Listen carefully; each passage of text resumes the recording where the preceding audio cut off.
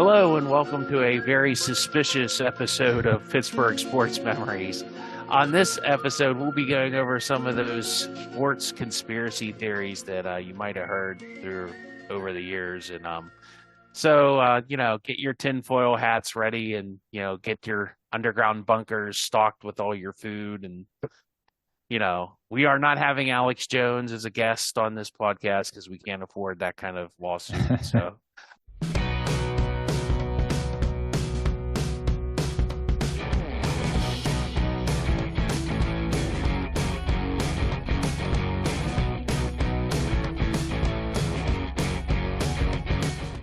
The dictionary, Merriam-Webster, decides a conspiracy theory as a theory that explains an event or set of circumstance as the result as a secret plot by usual powerful conspirators, such as Roger Goodell. Ooh. Sounds about right. He sounds evil. For each of these, I will give them a tinfoil hat rating. And just to explain that, 1 would be like, it's probably true, or 5, just we're totally out there in ridiculous land. Like we're just making stuff up at this point, right? I think it's a good system. Yeah, it sounds right. The first one was the Jesse James catch was ruled incomplete because the NFL wanted Bill Belichick to win a Super Bowl of some sort, or just win in general. So background, in 2018, a key game with playoff implications, which we've covered this before. It was the Steelers and the Patriots, and it was in Pittsburgh. And I think the winner of that would have had home field in the playoffs, correct, Tim? That's correct, yeah. Yeah. So the Steelers are driving down the field late in the game. Ben throws the ball to tight end Jesse James, who catches the ball. Funny I should say that, huh? He catches the ball and steps into the end zone, but as he's stepping into the end zone, he kind of leans in. And as he's leaning, his hands hit the ground and the ball moves in his hands. And that's my definition of events. There's all kinds of fun stuff, and people, say, so the ruling was that the ball had hit the ground. And I don't think the ball ever hit the ground. I still think his hand was underneath the ball and the ball was spinning on top of his hand. But who am I? I'm not Alfonso Ribeiro. So we'll play. This has a lot of cool audio and stuff. Yeah. First and goal at the 10. A little high drama from Heinz Field.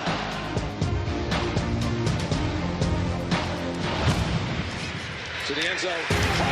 Touchdown, Pittsburgh! Jesse James! 2 plays and take it the distance. When you believe that, the Steelers leapfrog back ahead with 28 seconds to go. Ben Roethlisberger for the drive of the year for him so far. New England is stunned right now. 7 words would quickly change the mood inside Heinz Field. Previous play will go under review. They are verifying it upstairs, and there's no doubt it's going to hold up. I don't know why this is taking so long to review it, because clearly Harmon's nowhere close to him. Unless they're looking at the football, did it wiggle or anything to the ground? Well, it looks like a touchdown to me. That's 6. That got to be 6. Nobody touched it. Are they looking at the football, possibly losing control here? They don't think he caught it. This one's tough. I mean, this could go either way. That ball moves in his hand. He's got to control it all the way because it's going to the ground. So if it moves on the ground, it's going to be incomplete. Here's Tony Correnti, and this is mighty, mighty big. After reviewing the play, the receiver in the end zone did not survive the ground. It's an incomplete pass. Oh, my It'll be goodness. Pittsburgh's ball. Second down and 10. What's a catch anymore? We don't know. How'd you view the touchdown that was called back? It's really irrelevant how I feel about it, to be honest with you. It's not going to change the outcome of the game. I'm not going to cry over spilt milk and all of that crap and talk about replay. I ain't doing it. As we can see here, Roethlisberger completes a pass to James, and James is going to the ground as he reaches the goal line. And that's the key here. He is going to the ground. By rule, to complete the process of the catch, he must survive the ground. Were you surprised they overturned it? Looked like the ball moved. I don't know. That's Should talk to the crew about that. You heard Bill Belichick in there giving his 2 cents. I mean, Riviera is just obviously lying. The ball's not on the ground. It's on top of his hand. Don't even. Yeah. So we've talked about this before, like you said. It's an egregiously horrific call. Yeah. It's because the NFL for a full decade had no idea what a catch was. Yeah. We weren't the only ones that got hosed. Detroit got hosed once. Dallas got hosed once in a playoff game. Stuff that to the naked eye of anybody looking is a catch, but the NFL has all these goofy rules. They seem to have fixed that. In terms of like a conspiracy, I don't think there was any conspiracy. I think it was just a bad, not even a bad call, because it was the stupid role that they had or didn't. Yeah. The ambiguous role that they had, but it was more of that than it was anybody trying to like out to get the Steelers. Right. And that video is pretty good because it gives like a lot of the quotes, like Belichick deadpanning and Riviera just totally lying. Like, I don't even know what he was looking at. Like, it's like one of those "don't believe your lying eyes" kind of things. Well, he's got to defend. At that point, they had already made the call. So what's he going to say? Like, well, if you look very closely, you can see how we messed this up. I mean, he's not going to say that. So, again, it's just the terrible. We joked about it in a previous episode, Steve. It's like you couldn't just catch it. You had to catch it. You had to like take 2 steps. You had to hold it up in the air, count to 5. Say the Pledge of Allegiance. If he would have walked into the end zone instead of diving into the end zone, it's probably a catch. If he would have walked in the end zone and then dropped the ball and never gone to the ground, then it's a catch. Okay, whatever. It's just a terrible really era in NFL history where they couldn't figure out what a catch was. Again, they seem to have corrected that, thank God. And that's really all it was. I mean, it was that. If we were doing an episode on, terrible rules or egregious calls like we did previously, then that one's very high on the list. But in terms of a conspiracy, I don't see any conspiracy. What did you give that on your tinfoil hat? I gave it a 2. A tinfoil hat rating of 2. It's probably just a bad rule. I think there was some favoritism for the Patriots because they had other calls that year that went the exact opposite way. But it was just a bad rule. Like you said, it had screwed over other teams that weren't playing the Patriots. It just was a bad rule that was inconsistently applied. Yes. And it was almost, I mean, that's where it was almost like the NFL was just looking for a way to discount that touchdown.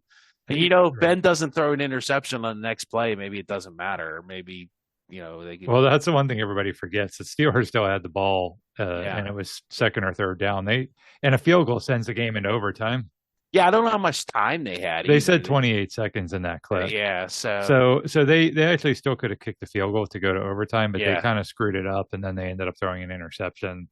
It was no one will ever remember that the Steelers offense kind of blew apart after that. Like, they still could have at least sent the game to overtime, and they didn't. But I was in the stadium that day, and I remember, like they said in the clip, like, I wonder what's taking them so long to look at this. Because when you're in the stadium, they're not showing you all the angles. You're just kind of sitting there waiting, and we were kind of thinking the same thing. Like, okay, I get it. They're reviewing it because it's the last few seconds of the game, but it's a touchdown. And then when it took so long, and then when he came out and announced that, it was shock. I mean, it was just total shock. Well, you even heard Jim Nantz was like, I mean, who's no like Steeler lover? Hey, he's pretty, down the middle. Like, yeah, he said he couldn't believe it. Yeah, it was like, he's like, oh, it should be a touchdown. So yeah, it was ridiculous. The Patriots always get that kind of garbage where they benefit from some obscure thing in the rule book or something that's ambiguous in the rule book, and that's just, not that I'm not going to be Inzer. They're a great team. They deserved all 6 Super Bowls, all that stuff, but it's annoying how they always benefit from garbage like that. Well, you're not going to like the next one anymore then, Tim. The Spygate tapes helped the Patriots beat the Steelers in the 2004 championship game. So the Patriots are caught taping other teams' signals so they know what plays are being called on defense. I think it was defense, right, Tim? Yeah. Mm-hmm. And there is a play like that I always thought was kind of indicative of this.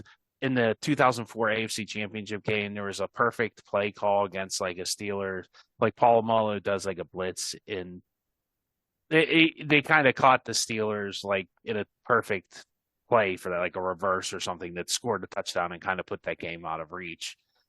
And I'll say this, like I mean, Bill Cowers basically said that he didn't think it had an effect, and I know a couple other Steelers, and Jimmy Johnson came out and said that one time he had like somebody threw away, like didn't the offensive coordinator of some team threw it in the garbage can, like their offensive playbook or something, or the calls for that game, and he went and dug through the garbage and found it, and he said he didn't think it helped them that much. So, and there was too, like I remember there was a Dolphins Jets game in the playoffs, or Dolphins Patriots. I think it was Dolphins Jets. And I think that was when Belichick was on the Jets maybe or something. And like Bernie Parmalee had given the whatever team, I don't know, it was the Patriots or the Jets, had given them all the signals of the Dolphins. And it's like, if like a guy's going to do that, like that's such an easy, like just change one or two of your plays and you'll totally cross somebody up, and do it at a key moment. But I don't know. I put that as a tinfoil hat rating of 1. I mean, I think it's more of like Eric Mangini was just getting revenge on his former employer Bill Belichick, and because that's the guy like who was involved with like pointing, like wasn't he the one that pointed out blew the lid on all that? Yeah. Roger Goodell didn't help things by burning the Spygate tapes. Like if they were so like not helpful in the innocuous, why not just put them out there and okay, we'll see what they are? And I don't know. Yeah, I've always thought that whole thing was overblown. I mean, the year that they got caught, and then the like focus was super on them, was the year that they went undefeated. So it wasn't like this is just they won all their games because they had all these signals or whatever. I'm sure it gave them an edge. I'm sure it did. The Steelers didn't play well in either of those championship games. You didn't mention the 2001 game, but there's people that think that if they were doing it, they would have been doing it then too. Yeah. But that game was the one where Troy Brown returned a punt return for a touchdown because Troy Edwards stepped out of bounds and came back in, got a penalty. Yeah. Then they had the blocked field goal return for a touchdown. That has nothing to do with knowing the play that's coming. Like that, they were going to kick a field goal. That was the play that was coming. So I don't know, Tim. Maybe they weren't. and in 2004, I mean, Brady just carved up the defense. Ben was a rookie. Ben made some bad mistakes. He threw that interception to Rodney Harrison. It was a pick six. And did Rodney Harrison like know where to go on the field? I don't know. Maybe. I just. Well, the Steelers made like a furious comeback in the second half, but they kind of dug too big of a hole in the first half. Yeah, I mean, Denver knocked New England out of the playoffs in 2005. The next year. Indianapolis knocked them out of the playoffs in 2006. So if that was just their bread and butter and they just knew every play and no one could beat them, then they would have won every Super Bowl, and they didn't. So I think it gives them an edge. I think it's there's truth to it for sure. I probably actually would have given it maybe a 2. But did I give that? I gave that one a 1. Yeah, that's what I said. You gave it a 1, which is you're saying it's really not. It's true. Oh, I see. It goes the opposite. The higher you go, the more ridiculous it gets.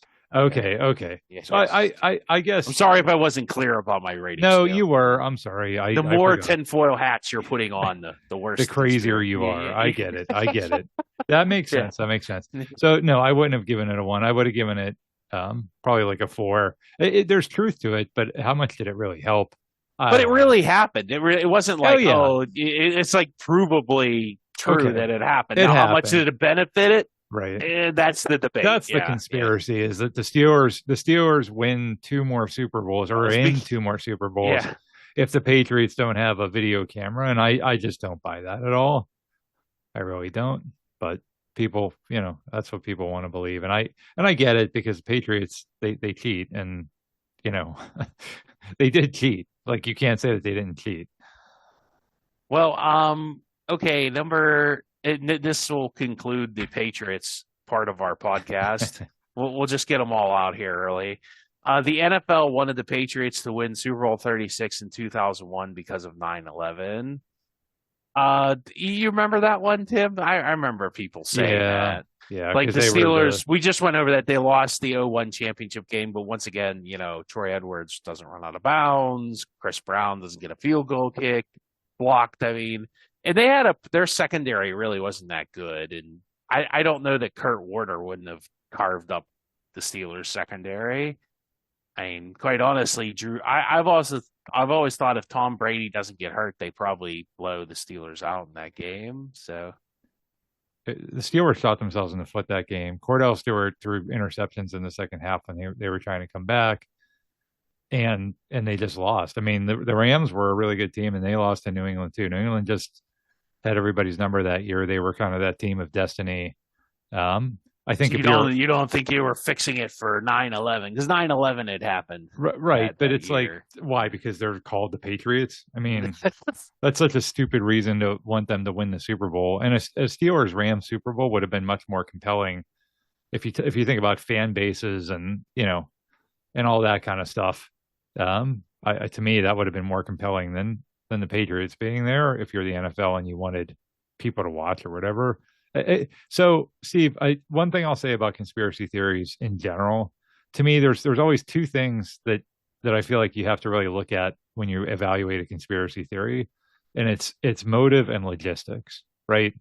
And I feel like people don't do that nearly enough because there's so much conspiracy theories out there. We certainly aren't going to get into any of the government ones or anything like that, but what's the motive? Like in this case, what's the motive? Like, what does the NFL get out of the Patriots winning the Super Bowl? They get a nice story for 9/11 because they're called the Patriots. I mean, that's again, the motive is pretty weak there. And then logistics comes down to, okay, so that means all the referees have to be in on it. They had to, Ed Hockley, who officiated the 0-1 game, was like, Troy Edwards, you're stepping out of bounds. Yeah, there weren't any bad calls. Troy Edwards was out of bounds. So someone else had to be in on it, right? How are you going to orchestrate that? You have to have referees, I think it was players, the cigarette man. Yeah, right. Like so motive and logistics in this case, like I don't see either of them at play. I mean, at least with the Jesse James thing, you could argue, okay, one person just had to make a bad call and then they got the result they wanted. But in 0-1, I mean, there was the tuck rule, but they still had to win 2 other games, and I can't see anything that helped them do that. So, no, this one's garbage. That's why I gave it a 4. Yeah. No conspiracy. Just Cordell was not good enough to outplay a pretty mediocre Patriots team. Yeah. How about this one, Tim? This is kind of a newer one. And I have no proof, and there's nothing to like. I'm totally out in the dark here on this one. So, Colin Dunlap broke Chris Mack's jaw in an off-air fight, or was it the other way around? I don't know. One of them. Have you heard this one? Yeah. So for folks that don't know who those people are, there's a sports radio station here in Pittsburgh called 93.7 The Fan. Those two guys were 2 of the morning hosts. Yes. And then they were taken off the air, or not taken off the air. They just weren't on the air for like 3 they weeks just straight. Disappeared. Yeah. And there was no update of why aren't they on the air. And then eventually it came out that they were both taken off the morning show, and I think they're reassigned to somewhere else. And then the rumor came out that they had gotten into a fight with each other, a physical fight, and that's what happened. And I think one of them, Dunlap, might have come out on Twitter and said that was ridiculous, and that never happened. I don't personally care, Steve, because I don't listen to that station. I like to listen to podcasts instead of the radio these days, but that's just my personal preference.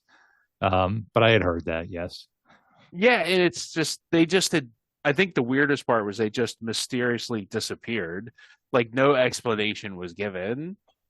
And it wasn't like, oh, we're revamping. And they put Doran Dickerson and I forget who the other guy is. See, it's that memorable, but I mean, they're not as memorable as you and me, Tim. And I would never hit you in the face. Yeah. If we don't drop a new episode of the podcast, then we could start a conspiracy rumor that Steve and I got into a fight.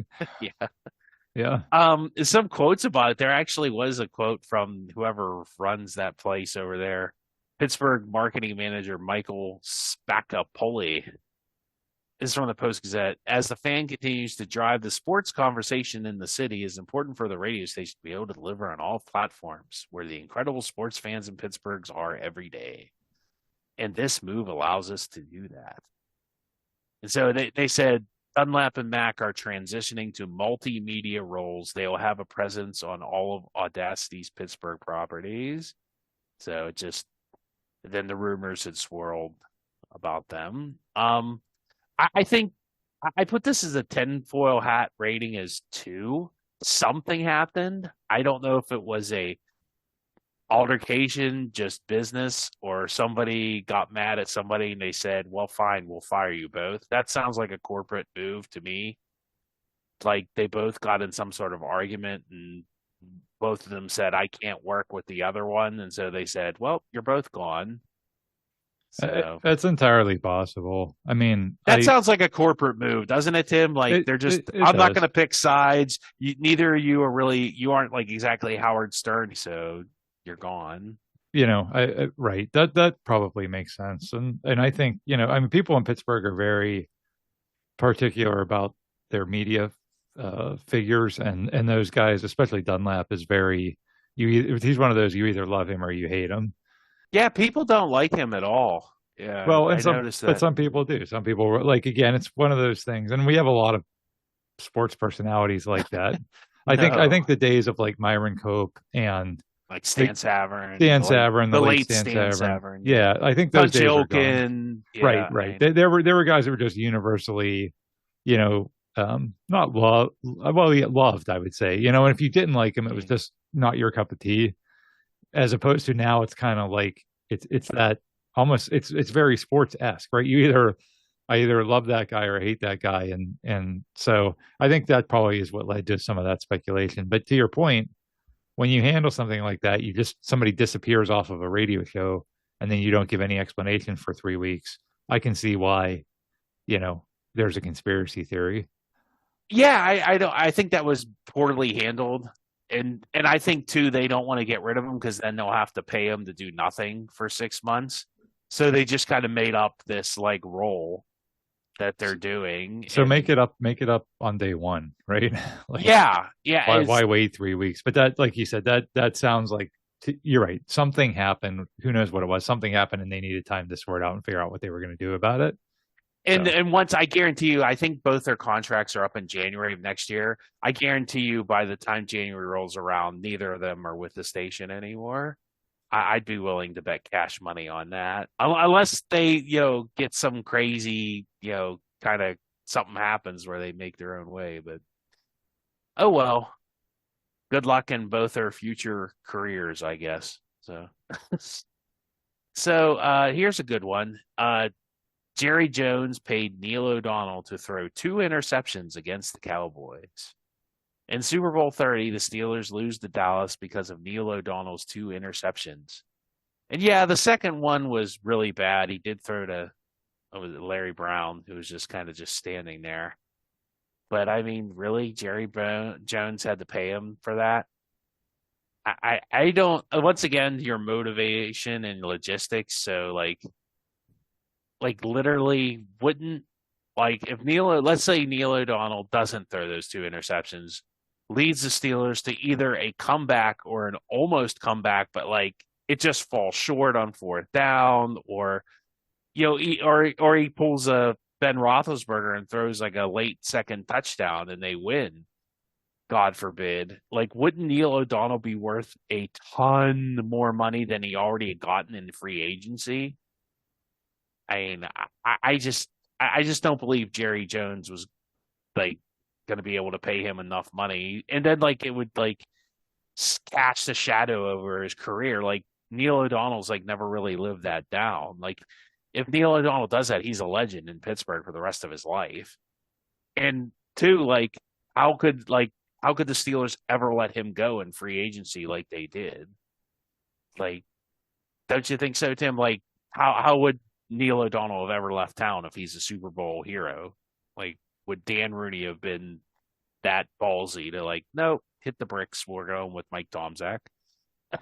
Yeah. I mean, so number one, I just so I've always thought this one was crazy. However, I just want to validate why people think it, because if you watch the replay of those interceptions, especially the first Larry one, Brown's wide open. He's wide open too. And the first one especially, he's not.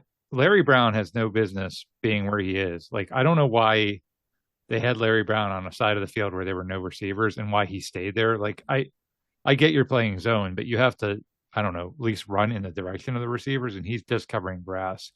And Neal throws it right to him. And the second one's similar, although it's not quite as bad, because you can make the argument that Andre Hastings went the wrong way.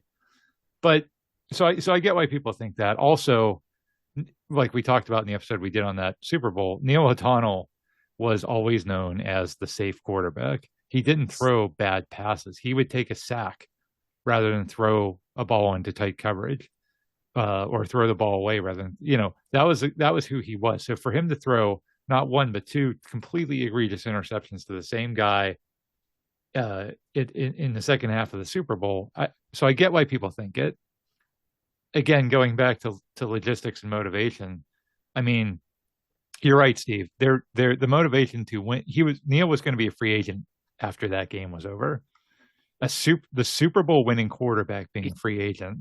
Imagine what that would have been like for his career. The money he would have gotten paid, and the people that would have been falling all over themselves to sign him. There was way more motivation for him to win that game than there was to take whatever money Jerry Jones was supposedly offering. The other thing is, that was the Cowboys' third Super Bowl. So did Jerry Jones pay Jim Kelly to throw a bunch of interceptions, or Thurman Thomas to fumble in that one Super Bowl? I mean, or not remember where his helmet is. Right. I mean, so I just, there's not. It just doesn't make a lot of sense. Also, if he's paying Neal O'Donnell to lose the Super Bowl, if I'm Neal O'Donnell, I'm throwing an incomplete pass on fourth down rather than throwing the ball to the wide open cornerback, right? Yeah, it looks less obvious. Yeah. It's like, it's just a bad pass. Yeah. If you're O'Donnell, you're the quarterback, you're the guy with the ball in your hands on every single play, then just wait until you get to a certain spot in the field to overthrow the guy, throw the ball into the ground. Oh, fourth down, turn it over on downs. I mean, it would have been so much easier for him to throw the game and not look like he was doing it on purpose.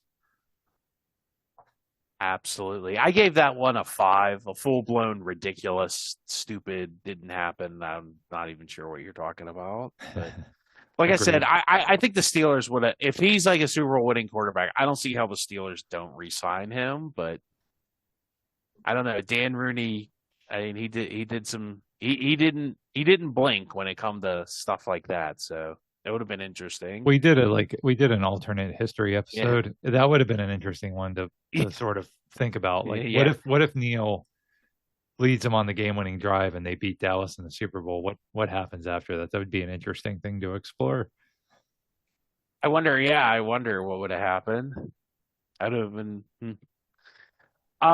So sticking with the Steelers in the Super Bowl, the NFL referees handed Super Bowl 40 to the Steelers, so Jerome Bettis could get his Super Bowl ring. I like your reaction. Just I'm just so tired of this one. I hate this one so much, and the Seattle fans and their whining, and I just go ahead. The Steelers make an improbable run. I get the feeling you're going to have a lot to say about this one. The Steelers make an improbable run as a 6th seed all the way to the Super Bowl, and it's in Jerome Bettis' hometown of Detroit. So the NFL fixed the game with some close calls, so he gets a ring. Like we did a whole Super Bowl 40, podcast on that, and there were definitely some close calls, but I didn't think they were egregious. Not anything to the Jesse James level. And you could definitely debate either way whether Ben scored a touchdown there, but they definitely held Clark Hagan's, the late Clark. Geez, another late person, another late Clark Hagan's on a pass play. So, I mean, AC Hampton even got a sack at a key moment. So go figure. Seattle did nothing. I mean, Seattle played a terrible game also, and the offensive pass interference, the guy pushed off, the holding on Higgins was holding. It's one of those things you could argue. Well, that, like you said, Steve, close calls, not bad calls. None of those calls were egregious. I think the worst call they made that really shouldn't have been a penalty was when Hasselbeck, they called him for diving at somebody's legs on an interception return. The interception still would have happened. But that's a rule. It's been a rule. I don't know why they don't want like quarterbacks doing that. But I have seen them call that in other games. Sure. It's a weird rule, but it's a rule. But that play didn't even matter because the interception still would have counted. So again, it was like they just formed a narrative, and that just became the narrative. And then Seattle, tried to propagate it. The referee even came out later and said he was haunted by it, and it's like, okay, whatever. I just go through that game again. It's one of those things. Going back to, first of all, motive and logistics. They wanted a nice story because why? Because the Super Bowl's not a nice enough story with a gazillion people watching. I mean, and then logistics. It's go through. If you really go through and analyze the each play that they say is a bad call, just go through the whole game and analyze it. Then pick out some of the other calls. They called offensive pass interference in the end zone. They never call offensive pass interference, except in the same game they called it on Heath Miller. So, but no one will ever remember that, right? Yeah. No one will ever remember that. And I always say when we talk, I don't even remember that too. Right. I could remember about you. Yeah, well, I do, and that's what I'm saying. And maybe it never happened. Maybe that's good. Maybe they implanted that memory in your brain. Maybe they did. They did. Roger Goodell did, or no? Was Roger Goodell even the commissioner back then? I don't even know. Oh, maybe not. Maybe it was Paul Tagliabue did. Ben diving into the end zone could have gone either way, but they had called it a touchdown on the field. There was no way. There was no evidence to reverse it, and that was third down. They still could have dove into the end zone on fourth down. Again, all right, I'm going to stop because I just get annoyed talking about this. It's just so annoying. What do you think your blood pressure's at right now? Yeah, too high. Well, I gave that a tinfoil hat rating of a 3. I mean, I could see I've been there with the Seahawks fans when I really think the Spygate tapes helped the Patriots. So I'll give the Seahawks some credit there, but it's probably not true.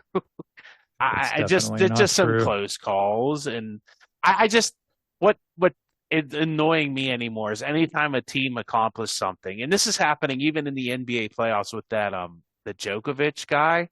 Like everybody's like crapping all over that guy. Like why? Like he's a good player. Like I don't understand that. Like why everybody he's like a really good player and his team won a championship, and a big reason why is him. And like all the NBA analysts hate him, and it's like I get that vibe with like the Steelers sometimes. Like there's just some people like they want to just like not even the Steelers, just like team. There's people that they don't like a team, so like anytime a team has an accomplishment, they got to add like an asterisk to it. I remember that most common during when the Steelers had that almost like that undefeated like run where they went like 12-0 or 11-0. So. Yeah, Steve, let me ask you something. Have you ever heard of Twitter?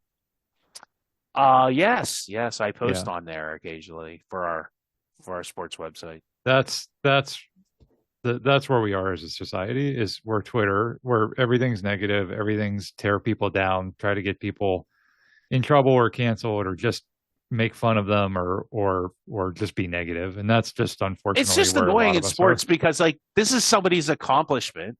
Yeah, it's somebody's accomplishment. Why do you got to put an asterisk next to it? Just let it be an accomplishment. You might not like it, but Tom Brady has 7 Super Bowl rings and no amount of crying about it. Roger Maris has 61 home runs, no amount of 162, 156 games, Anyway, getting back to the NFL, we have a lot of NFL stuff on here.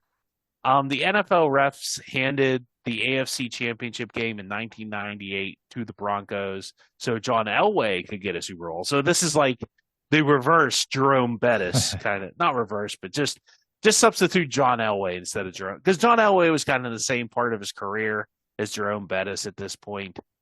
And there were like John Elway at that point had lost 3 Super Bowls and was nearing the end of his career. And so the refs did call 2 pass interference calls late in the half that gave the Broncos a TD in that game right before the half. Elway and the Broncos, they go on to beat the Packers, and Elway helicopters his way into NFL and Super Bowl history, if you remember the helicopter slide. Mm-hmm. Yeah. I just think there's another case of Cordell Stewart was good enough to get to the championship game, but wasn't good enough to get you past the championship game. And, I don't know. They didn't have Carnell Lake playing corner that year, did they? They did. Yeah. Oh, they did? I thought so. And so Carnell Lake was a great safety. Probably one of the best Steelers safety. Like if Carnell Lake plays for any other team but the Steelers or like the San Francisco 49ers, like he's probably in somebody's like ring of honor or something. But because he played for the Steelers, he's like, oh, that's like our 5th or 6th best corner or safety that ever played for us. Isn't that we need to do a podcast on him, Carnell Lake. Mm-hmm. He's an overlooked guy that people forget about. He is. I don't know. And then Levon Kirkland, who's like one of my favorite players, couldn't stop John Elway and Shannon Sharp on a big 3rd down late in the game that would have, because the Steelers were like coming back, and I think it was like 20-17, and if they would have stopped them there, they would have had to punt back. Maybe Cordell throws a Hail Mary again or something. So you never know. I think I did not give this one. What tinfoil hat rating should I give this one? I forgot to give this one. Let's say 5. You think it's ridiculous? I'm gonna give it a 3, the same as the Seahawks one for Super Bowl 40. Well, I would have given the Seahawks one a 12. 12. Wow, you're off the charts, man. Can't even measure it. Those pass interference calls were very ticky-tacky calls. It was one drive at the end of the first half. Cordell threw an interception in the end zone in the first half. He threw an interception in the end zone on the second half. In the second half, that's 2 drives where the Steelers could have scored, and he throws an interception in the end zone. That's why they lost that game. They were winning that game. They were actually up early. They were up 14-10, I think, when Cordell threw that first interception. So, if the NFL really wanted to hand it to Elway, there would have been more than one bad call in the second quarter. So, sorry, I don't buy one bad or 2 bad calls in the second quarter on one drive. Is a conspiracy theory. They were just bad calls. There's bad calls in a lot of games. Bad calls are bad calls are bad calls. Yeah, or even close calls. But sometimes you gotta overcome them. Like the Steelers in 2005, they had to overcome a bad call on a overturned Troy Polamalu interception. Correct. So. And in the third quarter, again, they had the ball like inside the 10-yard line, and Cordell threw an interception in the end zone. Yeah. So they could have overcome. Is that the one where Romanowski's like, I said to like a Pittsburgher, is like yelling at him? He's like, yeah, and he's hitting his head like, "How stupid are you?" Yeah, that was the game where that happened, and that was kind of the beginning of the end of Cordell. Unfortunately, that game. Well, that's a story for another episode. Actually, that was a story for another episode. A whole episode. Yeah. Although Bill Romanowski using horse tranquilizers would be a whole nother story for a whole nother episode. True. And he wasn't competing in the Kentucky Derby, in case you were wondering. So, how about this one? And I always like this one. The NHL, the 2005 NHL draft was rigged so the Pittsburgh Penguins could draft Sidney Crosby to save their troubled franchise. So shortly after escaping bankruptcy, the Pittsburgh Penguins were still in trouble as a franchise. They threatened to move to Kansas City. The team then won the 2005 NHL draft lottery for the rights to draft Sidney Crosby. Shortly afterwards, an agreement was in place to build a new arena. So I think this one is pretty ridiculous. It's just the Penguins got lucky, and teams like, I don't know, the New York Rangers don't like it, and maybe probably Toronto. And I think if the Flyers fans were smarter, they would have come up with this one, but they weren't smart enough to. They beat people up, man. Yeah, that's right.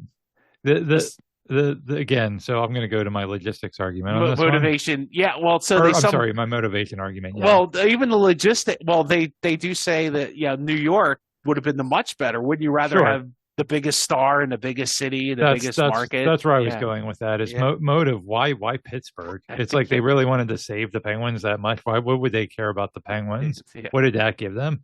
You could have sent them to New York. You could have sent them to the Kings. You could have sent them to Toronto, like you said. I mean, there were so many other places that would have been a better get for the league to have him there than Pittsburgh. So, I think this is, I feel like these kinds of conspiracies are born out of the NBA one from the 80s with Patrick Ewing, because when Patrick Ewing was coming out of Georgetown, he was, at the time, he was the biggest basketball star in the world. And the conspiracy theory there is that David Stern rigged that lottery so the Knicks could get Patrick Ewing. And then when you look at motive, that at least makes sense. They wanted Patrick Ewing in the New York market, the biggest market in the country, right? Yeah. And the marquee team, the Knicks. So whether that's true or not, I don't know. But at least that there's some, you could make a fair argument there. Again, why Pittsburgh? What did the league get out of Pittsburgh not moving to Kansas City? I don't know. I still think the whole Kansas City thing was just a negotiating tactic by Mario to get the city to. The Penguins would have stayed. I think the league knew that. The league would have fought for them to stay anyway. Yeah. Like they didn't need Sidney Crosby to stay. They just didn't. Yeah. So, yeah, this one, there's nothing there. And I guess the Rangers were one of the other teams because that was that year. It was coming out of a lockup, so there was no how you normally have reverse order by every team was eligible. Literally every team had a chance. But I think they gave the bottom four a better chance. It was weighted, but the Penguins, we covered this in our Lucky Breaks episode. The Penguins still only had like a 6% chance or something. So even though they had a better chance than the rest of the teams, it was still a very small percentage. And coming out of the lockout is even more reason why you want to put him in New York. Yeah, for sure. I mean, that way the Versus Network could have, had more. Well, but seriously though, if you were coming out of the lockout trying to get fans back, and you had this great star to build around, you could have put him in at least 5 different places that were better than Pittsburgh. Detroit probably would have even been a better choice. Sure, yeah, exactly. Montreal. I mean, again, there's Chicago. You could have just picked a bunch of other places. Well, so they didn't Nick Perry the lottery balls. No, they did not. Okay.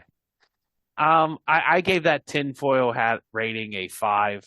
It's just a rumor started by jealous Rangers fans. And like I said, it's just because the Flyers fans weren't smart enough to come up with it. Except for their Crosby sucks chant. So the next one is another Penguins one that should be fun. The Penguins tanked to get Mario Lemieux. And actually, fun fact, we did a whole podcast on this. The Penguins are a very poor to mediocre franchise with low attendance, and they need the superstar to get things going for hockey in Pittsburgh. So they intentionally lose games to get the number 1 pick in the draft, some guy named Mario Lemieux. And they had to lose more games than the New Jersey Devils that year, who were also not good. Basically, I gave this one actually a tinfoil hat rating of 1 because it is true. Because basically, now Eddie Johnson won't admit it, but Lou Agnotti, the coach of that team, I think we kind of just said, maybe he was just a bad hockey coach. Maybe he really was trying to throw games to get, Mario Lemieux. So what say you, Tim? Do you think it's definitely true? Yeah, I think it's absolutely true. I understand why Eddie Johnson won't fess up to it. He get kicked out of the league if he. Well, and he just wants to preserve his integrity. I get that, but honestly, he'd be a bigger hero. I think he's a bigger hero in Pittsburgh for doing it. Yeah, because he put his job on the line. Agnotti put his job on the line, and they did what was right for the franchise. I think it was absolutely true, but I get why they're not going to come out and admit it. And they were the coach and the GM, so they weren't the players. They couldn't. We talked about that. They couldn't be on the ice, making a bad pass or being the goalie. Oops, I let the puck in. But they did send that goalie down who was doing good. Right. That's what they could do. They could send down the goalie that was doing good, put in the guy that was delivering milk. Remember all that? So we covered all that in that episode. Go back and listen. It's a really fascinating story. I feel like that would make a good Hollywood movie someday. Yeah. But yeah, I think that one's for sure true. Yeah, I mean, Eddie Johnson, to his credit, will deny it, but we all know what really happened. And you know what? Hey, we're okay with it. Yes. Moving on. Here's a good one. Pitt only got into the ACC because the ACC did not want UConn. Ooh, have you ever heard this one, Tim? No. Okay, so the Big East is dying, and Syracuse is offered to join the ACC. The ACC wants to have UConn join to make the conference stronger in basketball, but it's actually the move is blocked by former Big East school and current ACC school, Boston College. And actually, I think there's a fair amount of truth to this. Gene DiFilippo, who is the BC athletic director at the time, it publicly admit that the school played a role in denying UConn an invitation from the ACC. So it was initially Syracuse and UConn. We didn't want them in, DiFilippo told the Boston Globe. It was a matter of turf. We wanted to be the New England team. So, yeah, he said, we have a huge television market. The addition of Pitt and Syracuse gives that Boston College some Northeast rivals. So, I mean, it's an interesting, the man gets points for honesty, at least. And I had trouble finding the Boston Globe article. I guess they archive it, or I couldn't find the link to it, but I found it on some old UConn, like, what they call it, message boards, or, you know what I mean, like blogs and stuff. So there is apparently some truth to this, because I gave it a tinfoil hat rating of 2 because it seems like that from quotes from this guy, there's something to it that definitely happened. But I also think it's the old classic of sour grapes from UConn. But don't cry for UConn too much. They've won a national championship in basketball more recently than Pitt or Syracuse or Boston College, quite honestly. And now in football, they've kind of gone into the wasteland of not being in a power, whatever it is, power 3, power 5, whatever it is this week, Tim, before they all condense again. So I don't know, Tim. What say you? Do you think Pitt only got in the ACC because they didn't want UConn? So the conspiracy, because the Boston College guy admitted they didn't want UConn, but the conspiracy is that the ACC wanted UConn. And they capitulated to Boston College and selected Pitt instead. I mean, yeah, I get why they wouldn't want UConn for sure. Well, that's in their demographic. Yeah, it's like or what would you call market? Market. Yeah. But that doesn't mean the ACC. The ACC could do whatever they want. Boston College was a fairly new school to the ACC at that point. So, did Pitt only get in because of that? I think it's an interesting theory. And like you said, it definitely holds water because you have Boston College on record saying that they opposed it. UConn, remember too, UConn was a football school, was really on the rise at that point. They had won. I think at that point they had won a BCS. Yes. Yeah. So they were a decent football school, and they were, of course, a historically dominant basketball school. So I can definitely see the ACC wanting them. Like, imagine UConn playing Duke every year in basketball. That in North Carolina, that would have been a great addition to the basketball side. And really, in terms of football, I don't.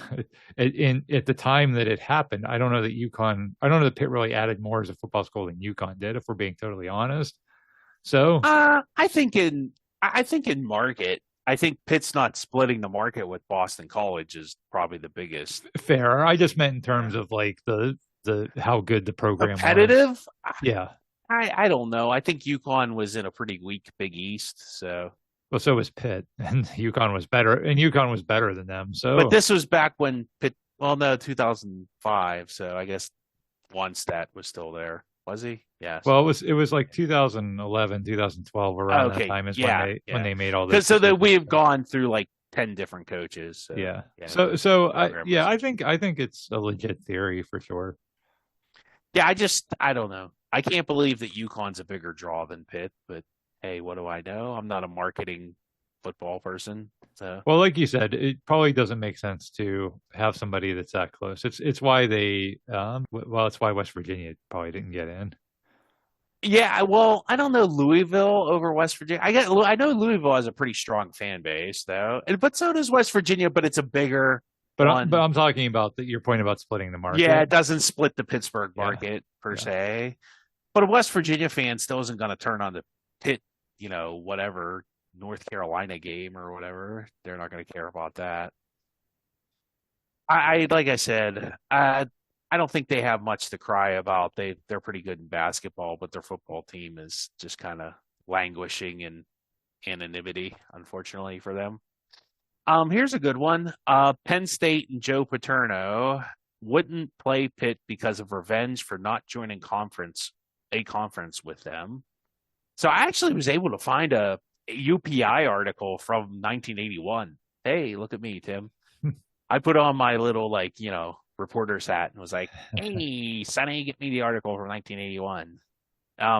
So it was Pitt and Penn State are in talks to make an all-Eastern conference. Pitt has been very active in making things happen. Paterno told a group of reporters last month at a state college hotel. They are excited about the possibility of an Eastern Conference. Pitt attended every meeting, said Casal, the athletic director at Temple. We thought they were gung-ho for a full conference concept. But all the time and planning went out the window Wednesday when the Pitt administration, in all their wisdom, and I added that, announced the university would join the Big East for the 3 years, beginning with the 1982-83.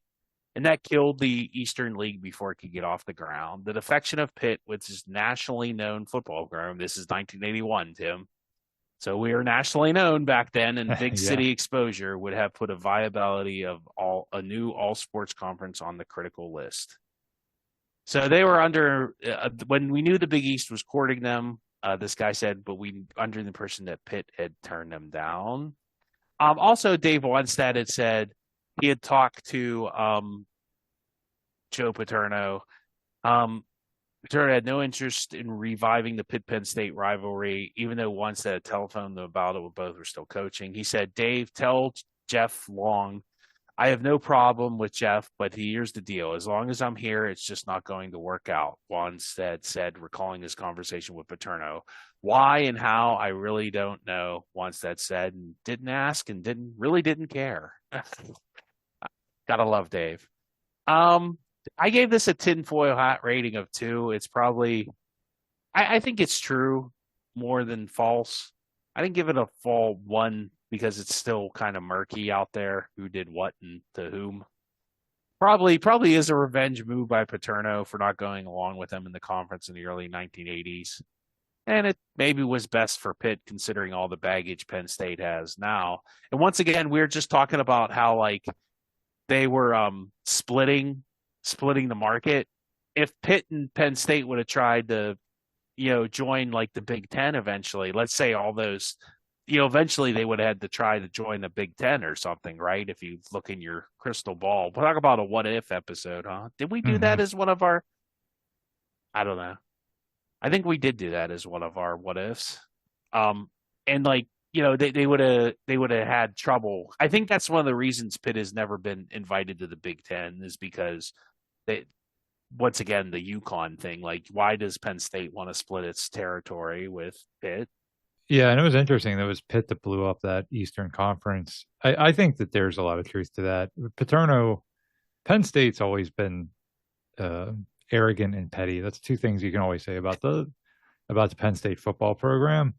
And that fits both of those categories. It does. And when they killed when the rivalry was killed, at one point Paterno said, I remember correctly, he would only do it if Pitt played there 2 out of every 3 years. Something like that. It was like a 2-1 or 3-1 or something stupid. Yeah, and that just reeks of I'm still mad at you for something happened in 1981. He made that's called a bad faith offer. You make an offer that the other party won't ever accept. Right. But the way that the way Penn State always talked about it for years was just, oh, we play who we play, and they just pretended like there was no history, there was no desire for it. It was just another school, right? And it was just super arrogant. I always hated that mentality. Tim Curley, who is their athletic director, who ended up going to prison because of said arrogance, he used to do that all the time. Oh yeah, Pittsburgh, sure, whatever. I don't really. Where's that at again? I mean, that was their attitude, and I think it probably was. I think Paterno was offended, and maybe Pitt made the wrong call there. I don't know, but I think that was all based in arrogance and pettiness. I think Pitt made the short-sighted call. Yeah. Like they saw money on the table and like, well, this gets our basketball team into a conference and our football team will be just fine. And again, they did not see like Paterno correctly assessed that everything was going to go to major conferences for the next 20 to 30 years. Right. And Pitt was like you said, it was just like, hey, look at us. We got a winning football team for the first time in 40 years. Yay. Yeah. Pitt was such a big draw at the time. They never could have foreseen. So if I guess it's a fair point. If Paterno was upset about it, he probably had a right to be upset about it. Right. So I'll give him that. I think, that part makes sense. But to kill a rivalry that so many people in this area grew up on and loved because you're bitter about something, that's just, anyway, I have a lot of negative things to say about Penn State football, so I'm just going to stop. I mean, whatever. Are they playing each other this year? No. Yes. No. Oh, well. Nope. Lincoln Riley stole Jordan Addison from Pitt with lots of money from USC. So it's there was a Supreme Court ruling that said that you couldn't like make players not play for free, that college scholarships weren't compensation per se. It was if a person wanted to sell their likeness and image, they could, and you couldn't use their likeness and image without, compensating them. Which sounds fair to me, since we outlawed indentured servitude and slavery a long time ago. So it's the NLI deal age, and Jordan Addison transfers to USC under allegations of tampering. So Lincoln Riley says, oh, there's no money to do with it, nothing at all. And it's just totally above the board. And there's actually like a period, it's like NFL free agency where there's like a period of time where you're like allowed to talk to players. But I don't think, this is what I think USC totally didn't follow that. And on a totally unrelated note, later that season, can you believe it? Jordan Addison signed an NLI deal with United Airlines, who is a sponsor of the USC football team. What a lucky break for him, Tim. I bet he would have gotten that same deal if he would have stayed at Pitt, huh? So, tinfoil hat rating, I gave that a 1. This happened. There's no way. I don't care what Lincoln Riley said. He did it. He paid him to leave. And, good for Jordan Addison. He got paid. But, hey, you know what?